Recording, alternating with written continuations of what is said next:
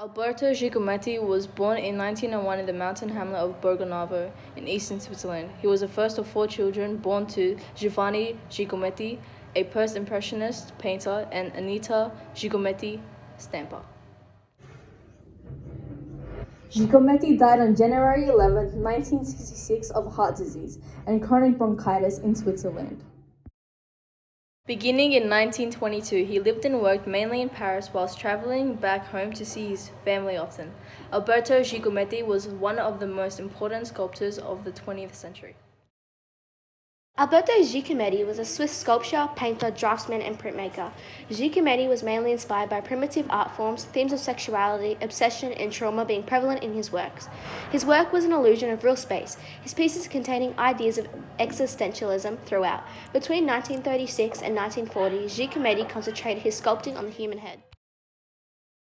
His work was particularly influenced by artistic styles such as Cubism and Surrealism.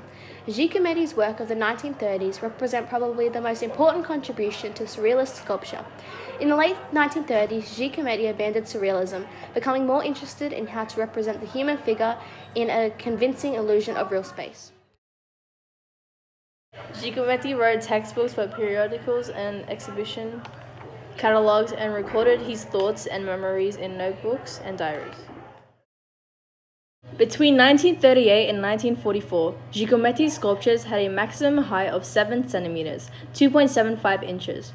Their small size reflected the actual distance between his position and his model. As Giacometti once stated, "But wanting to create from memory what I had seen, to my terror the sculptures became smaller and smaller." After the war, Giacometti created his most famous sculptures, which were his extremely tall and slender figurines. These sculptures were made to depict his experiences after the war.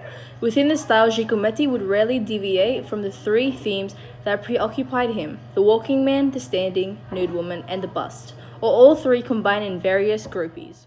Giacometti was inspired by many artists, including Auguste Rodin, Juan Miro, Jean-Paul Sartre, and Samuel Beckett, and often contained themes of sexuality, obsession, and trauma in his artwork.